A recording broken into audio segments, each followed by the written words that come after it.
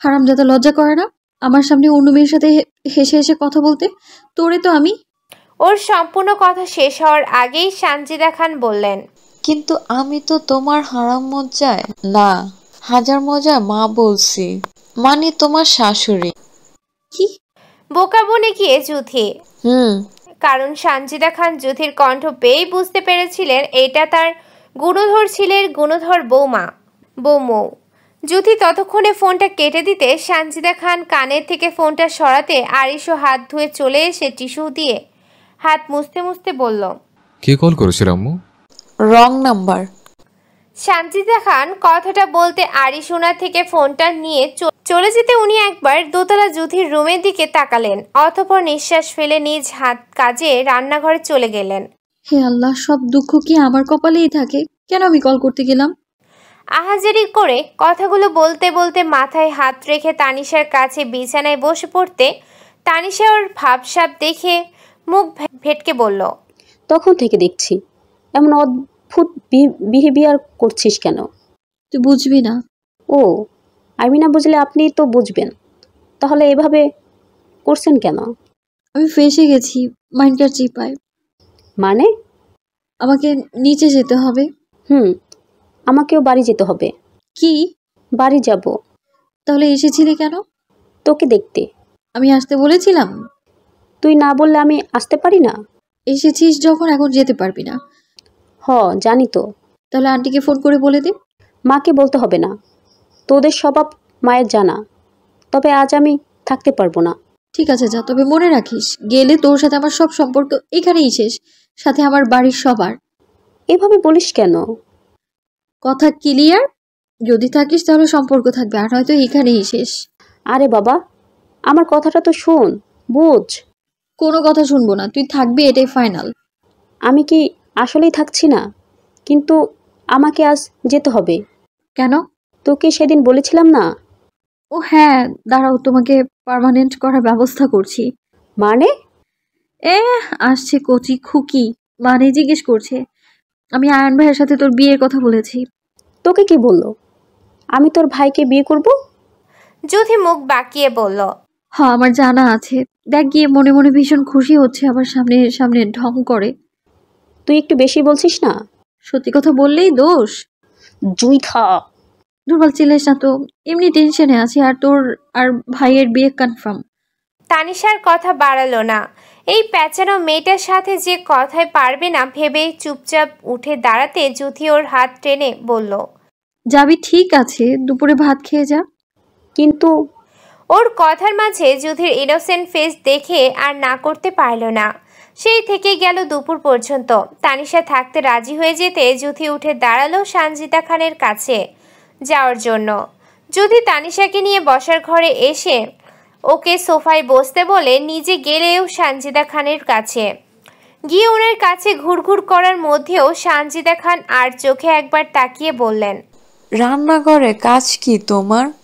সানজিদা খান কথাটা বলতে জুথি বোকা হাসি দিয়ে সানজিদা খানকে পেছন থেকে জড়িয়ে বলল, বিশ্বাস করো বরং থুরি মা, ওই ফোনটা একদম আমি করিনি, হারামজাদাও বলিনি। আমি কি এসব বলতে পারি বলো? তাই তো এইসব তো তুমি বলতে পারো না। এতটুকু বলে ঘুরে জুথির কান টেনে বললেন। জুথি সত্যি এবার বোকা বনে গেল। কই, সে ভেবেছিল একটু চালাক সাজবে, সেটা না হয়ে কিনা ধরা পড়ে গেল। জুথি ছলছল চোখে ওনার দিক তাকাতে উনি ওর কান ছেড়ে বুকের মধ্যে টেনে নিতে জুথি এবার মুচকে হাসতে সানজিদা খান বললেন, বউকা একটা, টেবিলে খাবার বেড়েছি। জুথি ওনার কাছ থেকে এলো তো ঠিকই, কিন্তু মনে মনে আরিশের গোষ্ঠী উদ্ধার করলো যত যা খামার জানে সেগুলা নিয়ে। বেলা দুপুর। খানমহলের পুরুষরা সব জুমার নামাজ শেষ করে মাত্রই বাড়িতে ঢুকলো।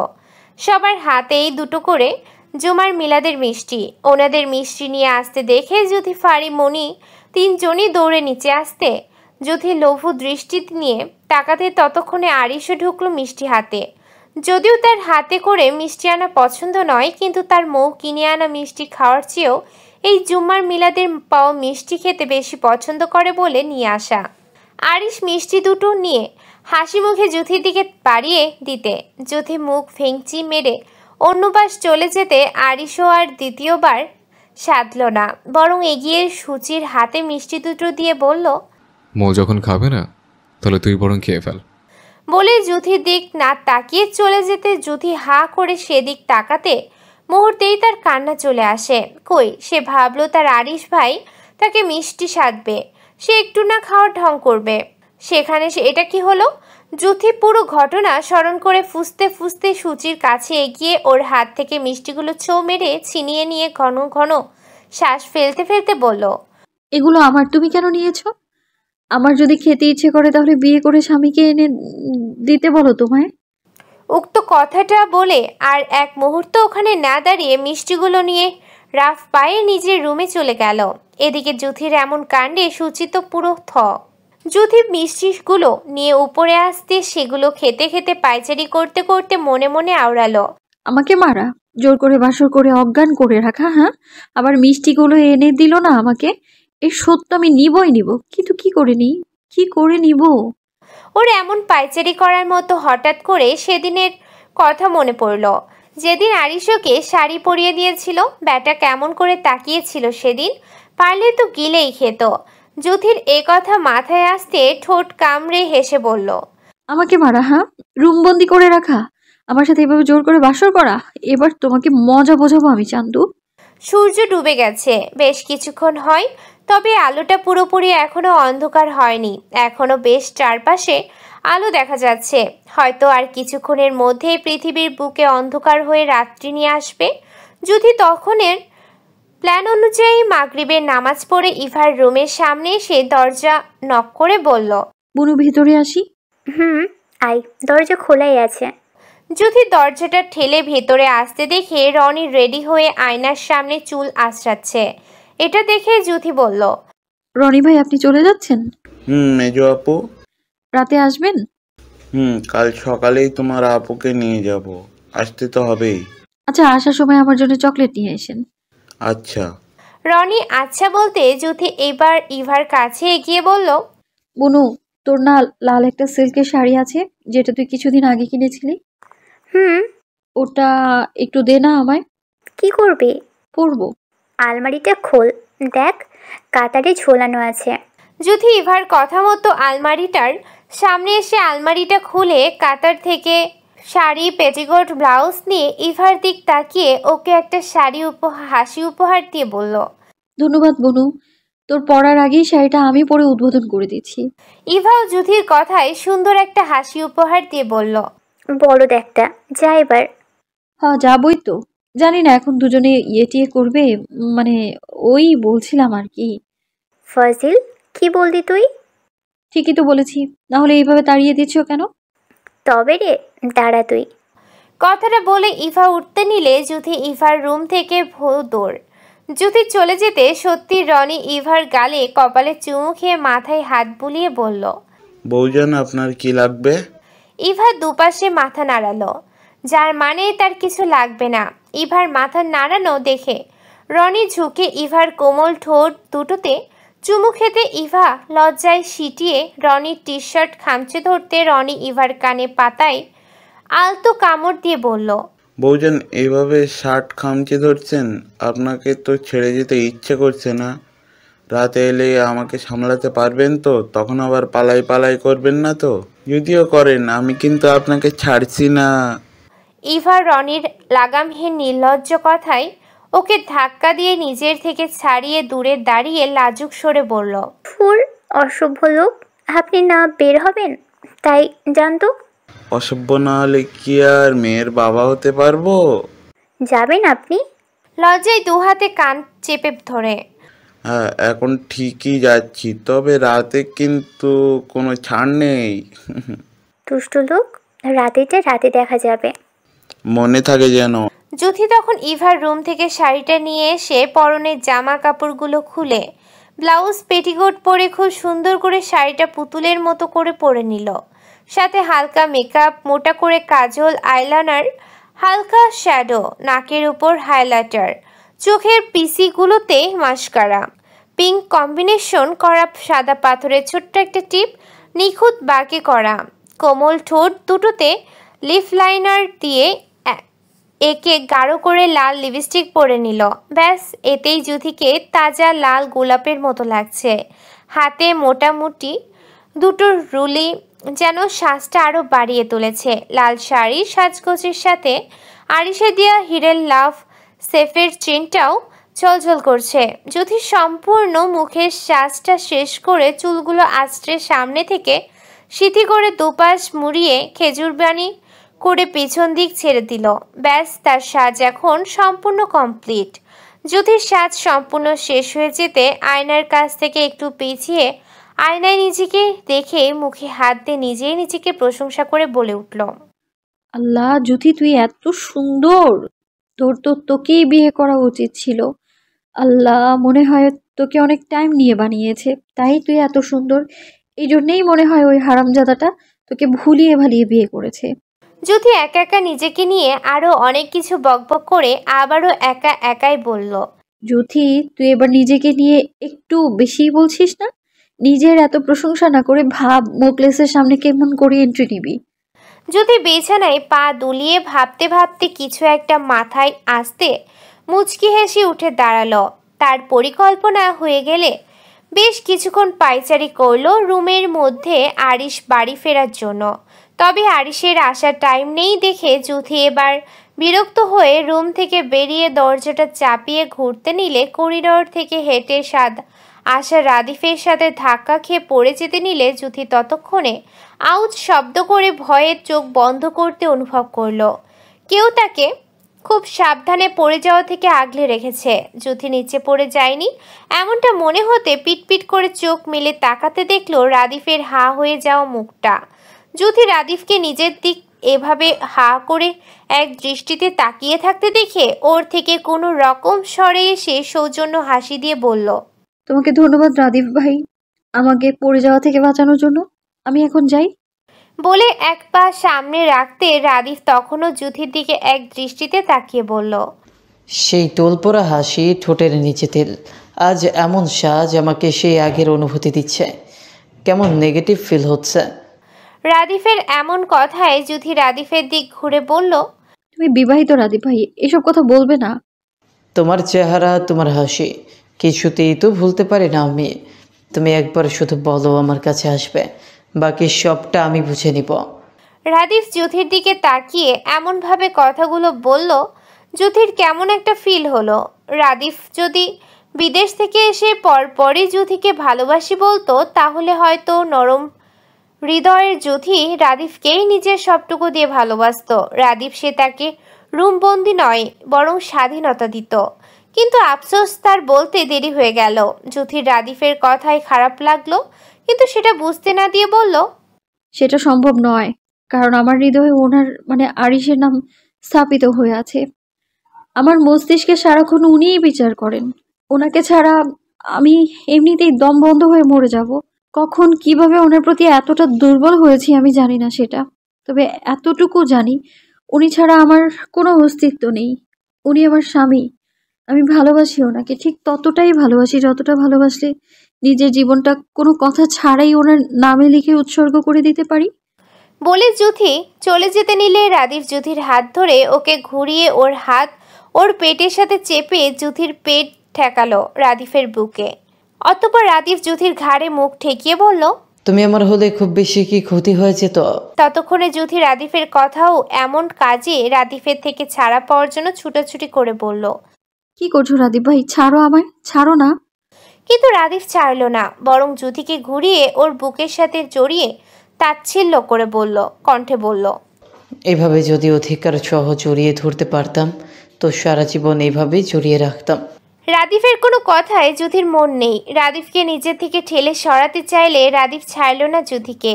রাদিফ জ্যোতিকে ছাড়ছে না বলে জ্যোতি রাদিফের বুক থেকে ছাড়া পাওয়ার জন্য হালকা চেঁচিয়ে বলল, ছাড়ো আমায়। উনি এসে আমাকে এই অবস্থায় দেখলে উল্টো আমার উপর রেগে যাবে, আর তখন আমার সব প্ল্যান ভেস্তে যাবে। জ্যোতির এমন চেঁচামেচির শব্দ পেয়ে রোদ রাদিফের রুম থেকে বেরোলো দেখার জন্য কে এভাবে ছাড়ো বলে চিৎকার করছে। রোদ বেরিয়ে চোখের সামনে এমন একটা দৃশ্য দেখবে সে খুনাক্ষরেও বুঝতে পারেনি। রোদ আসতে রাদিফ তখনও ছাড়ল না যুথিকে। যুথি এবার সহ্য করতে না পেরে রাদিফের হাতে কামড় দিতে রাদিফ ব্যথায় ওকে ছেড়ে দিতে যুথি দৌড়ে রোদের দিক না তাকিয়ে দৌড়ে নিজের রুমে চলে গেল। যুথি চলে যেতে রোদ শূন্য চোখে বেশ কিছুক্ষণ রাদিফের দিক তাকিয়ে থেকে চুপচাপ সেভাবেই রুমে চলে যায়। রোদ চলে যেতে রাদিফও রোদের পিছু রুমে চলে আসে। রাদিফ রুমে এসে কিছু না বলে ফ্রেশ হতে ওয়াশরুমে চলে গেল। রাদিফ চলে যেতে রোদ আর পারল না নিজের কান্নাটাকে আটকে রাখতে, ততক্ষণে ফুপিয়ে কেঁদে ওঠে। দৌড়ে রুমের বারান্দায় চলে গিয়ে হাউমাউ করে কান্না শুরু করলো। রোদ জানে রাদিফ যুথিকে ভালোবাসতো, হয়তো এখনো ভুলতে পারছে না, কিন্তু রোদ রাদিফের বউ হয়ে সেটা মানা দুষ্কর।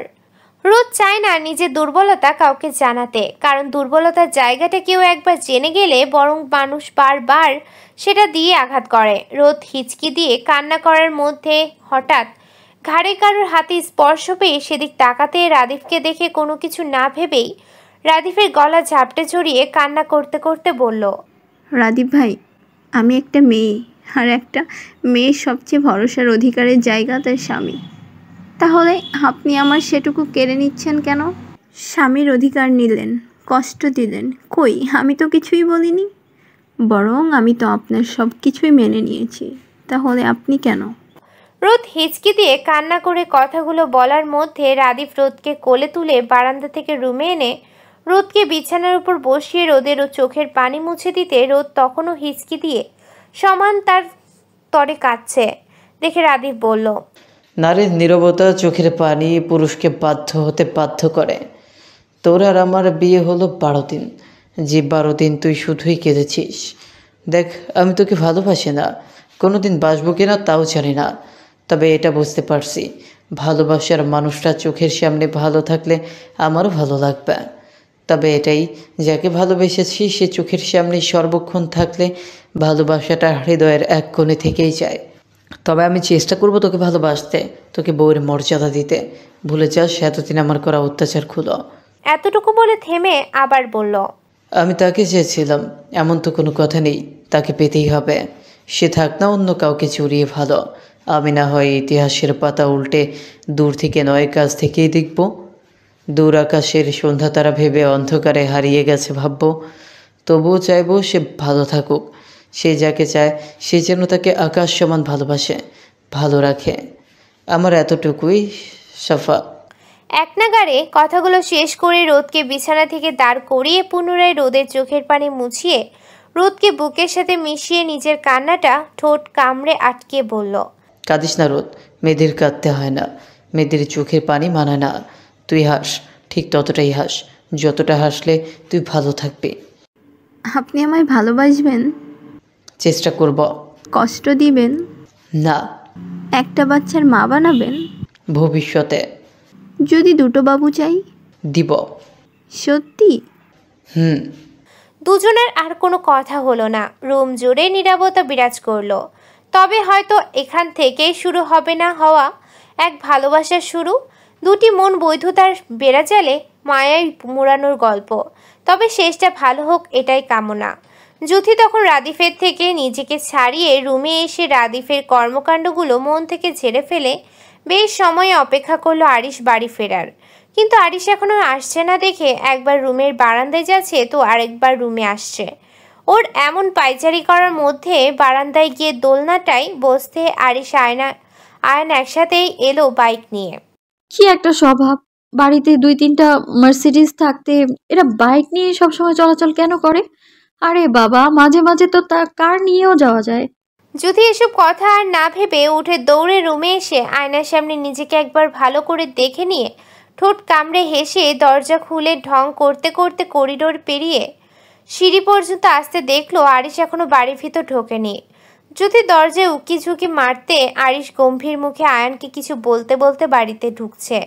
হয়তো আরিশের দিক ভালো করে তাকালে বুঝতে পারতো আরিশ কোনো কিছু নিয়ে ভীষণ ক্ষেপে আছে। কিন্তু যুথি আরিশকে দেখা মাত্র কোনো কিছু না ভেবেই সিঁড়ি থেকে নামার সময় হঠাৎ আরিশেরও চোখ পড়লো তার লাল টুকটুকো শাড়ি পরা বউয়ের উপর।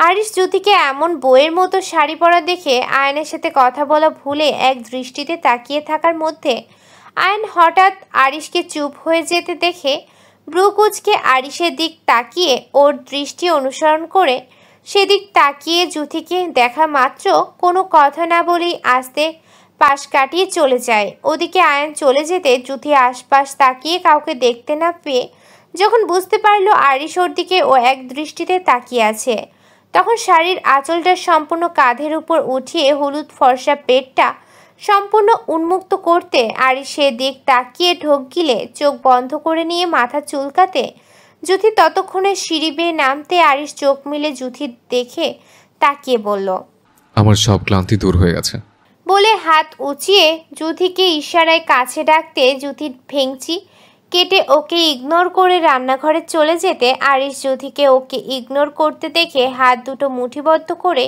নিঃশ্বাস ফেলে চিবিয়ে চিবিয়ে বলল, বেয়াদব নারী, অবাধ্য হতেই হবে। বলে রান্নাঘরের দিকে যেতে দেখে জুথি সানজিদা খানের সাথে রাতের খাবার রেডি করতে সাহায্য করছে। এটা দেখে আরিশ নিজেকে স্বাভাবিক করার চেষ্টা করে বলল, মৌ, রুমে আয়। আরিশের গলা পেয়ে জুথি সানজিদা খানের পেছনে লুকাতে লিমা খান সেদিক তাকিয়ে বললেন, কি হলো আরিশ বাবা, ডাকছে তো, যাও। লিমা খানের কথাই জুথি সানজিদা খানের পেছনে লুকানো অবস্থায় বলল, মা তোমার ছেলেকে বলো আমি যাব না ওনার সাথে, ওনাকে এখান থেকে চলে যেতে বলো। জুথির মুখে যাব না শুনে আরিশ রাগে হাতের কাছে রাখা রান্নাঘরের চিনির বয়মটা পেয়ে ততক্ষণে সেটা আছাড় মেরে ভেঙে চেঁচিয়ে বলল, বাচ্চা, মুখের উপর না বলছিস, তোরও তো আমি আছি। বলে তেরে জুথির দিক যেতে নিলে সানজিদা খান আরিশের সামনে এসে ওকে জড়িয়ে ধরে রাগ কমানোর চেষ্টা করে বললেন, যাবে তো আমার বাবা, মৌ তোমার সাথে যাবে। বলে উনি জুথির দিক তাকিয়ে বললেন, মৌ ওর সাথে যাও। সানজিদা খানের কথায় জুথি হুট করে রান্নাঘর থেকে দৌড়ে বের হয়ে যেতে যেতে চিল্লিয়ে বলল, যাব না আমি তোমার ওই শয়তান ছেলেটার সাথে। কথাটা বলতে বলতে দৌড়ে সিঁড়ি বেয়ে নিজের রুমে চলে এসে দরজাটা ঠাস করে লাগিয়ে দিতে আরিশ সেদিক তাকিয়ে রাগে শূন্য হয়ে চুল খামচে ধরল। এমনিই সে রেগেছিল, এখন আবার নিজ নারীর কথার অবাধ্যতা দেখে আরিশ সানজিদা খানের থেকে নিজেকে ছাড়িয়ে রাগে ফোঁসফোঁস করতে করতে সিঁড়ি বেয়ে জুথির দরজার সামনে এসে দরজা ধাক্কা মেরে বলল, মৌ, ভালো চাস তো দরজা খোল, আর নয়তো। জুথি আরিশের কথার তেমন পাত্তা না দিয়ে বলল, নয়তো না করলে কি করবেন? হ্যাঁ, ডুপ্লিকেট চাবি দিয়ে ভেতরে ঢুকবেন? তার কোনো সুযোগ নেই, কারণ চাবিটা আমি আগেই চুরি করে নিয়ে এসেছিলাম আপনার রুম থেকে। এখন ভেতরে আসবেন কি করে? দরজা ভেঙে ভেতরে আসবো। ভয় দেখিয়ে লাভ নেই, দরজা ভাঙলে বড় আব্বু আপনাকে ভাঙবে। হাফ ফুট, দরজা খোল। চিৎকার দিয়ে কথাটা বলে দরজায় লাথি দিতে জুথি আরিশকে আবারও চেঁচিয়ে বলল, আপনাকে ভয় পাই নাকি আমি যে দরজায় লাথি দিলে দরজা খুলে দিব? একদমই না। তোর বুকে যখন এত সাহস, দরজাটা একবার খোল। আরিশ কথাটা বলতে জুথি মনে মনে আওড়ালো, আমারে তো পাগলা কুত্তা কামড়াইছে যে দরজা খুলে আপনার হাতে দাবাং মার্কা চর খাই, তার চেয়ে বরং আমি খুব বলে ডান্স করি। মনে মনে এসব কথা ভেবে আগে থেকে এনে রাখা সাউন্ড বক্সটা অন করতে সেটা থেকে হিন্দি গানে বেজে উঠল, ডারোপিক ডান্স করে ডান্স করে ডান্স করে।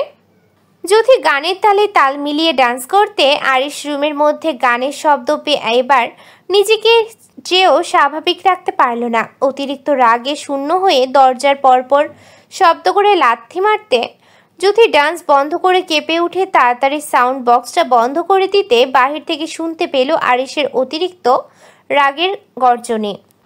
একটুখানি পটুলে শাড়ি পরে আমাকে পাগল করে, রোমারকে ডান্স মারাও, তোর একবার হাতে না গেলে পাই খোদার কসম।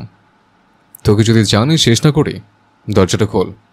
আরিশের এত জোরে দরজা ধাক্কানোর শব্দ সাথে এমন গর্জনে দেওয়া কথায় জুথির সব সাহস হাওয়া হয়ে কই গেল কে জানে।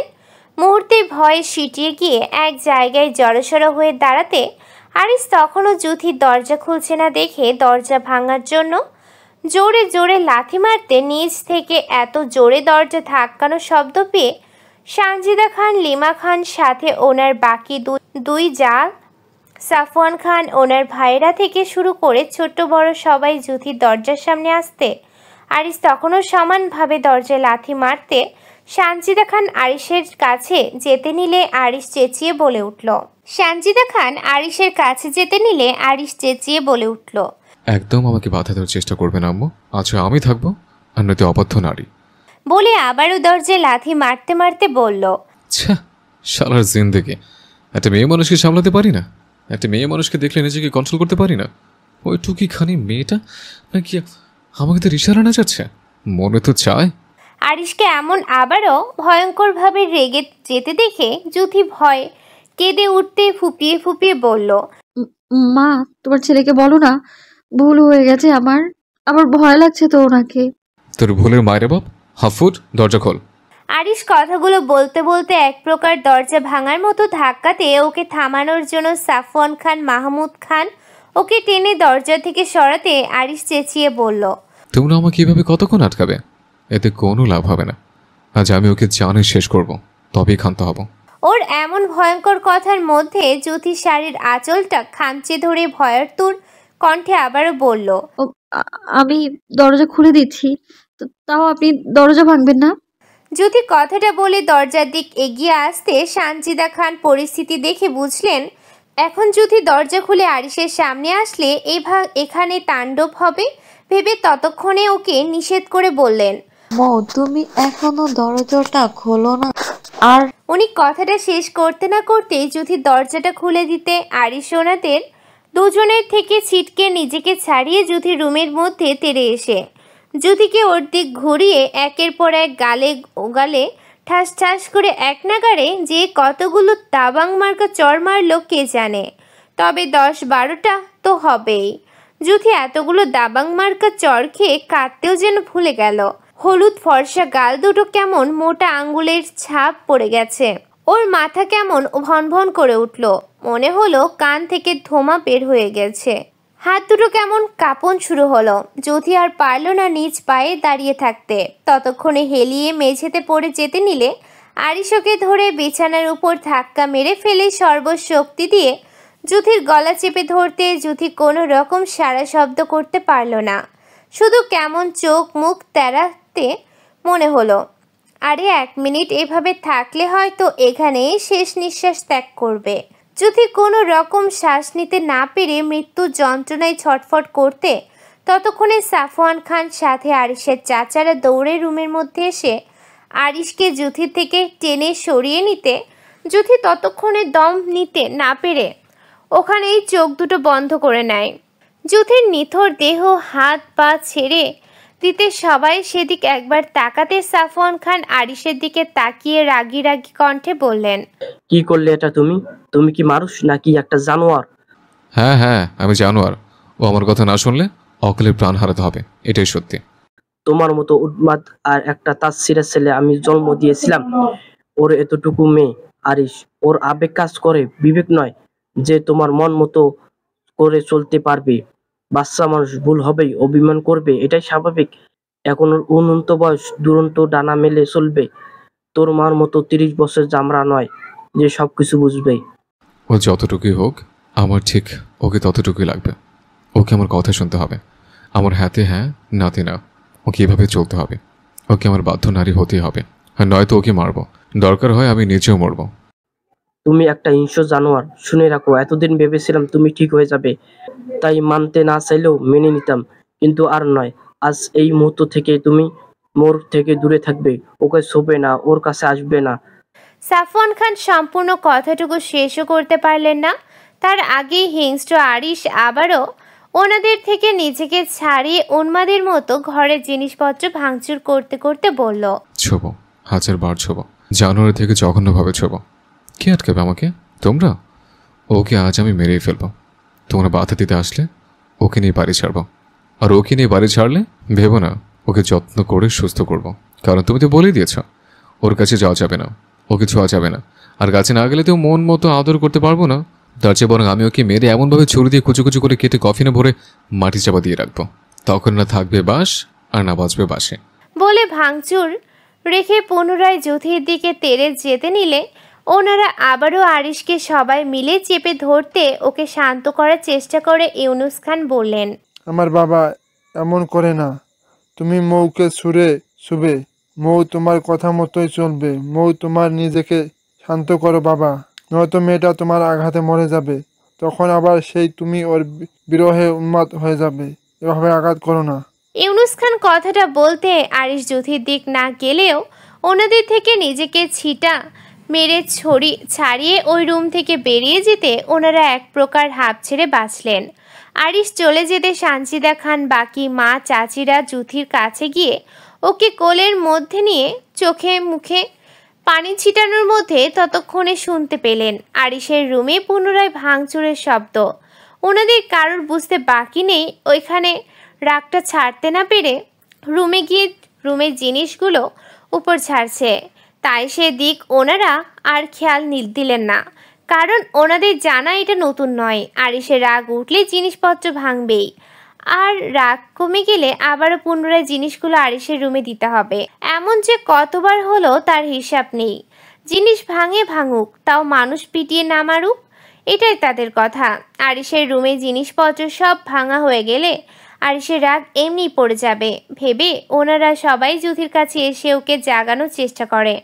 আবার চোখে মুখে পানি ছিটাতে কোনো কাজ হলো না দেখে হাতে পায়ে মাথায় তেল দিয়ে মালিশ করে জ্যোতির পালস চেক করতে দেখলে খুব অল্প। কি করবে কিছু ভেবে না পেয়ে সবাই মিলে জ্যোতিকে ডাক্তারের কাছে নিয়ে গেল। রাত তখন প্রায় 10টার ঘরে। এই সময় বাড়ির মেয়েকে নিয়ে সবাই হসপিটালে। জ্যোতিকে হসপিটাল নিয়ে আসতে ওখানের একজন ডক্টর ওর পালস চেক করতে অবাক হয়ে বলল,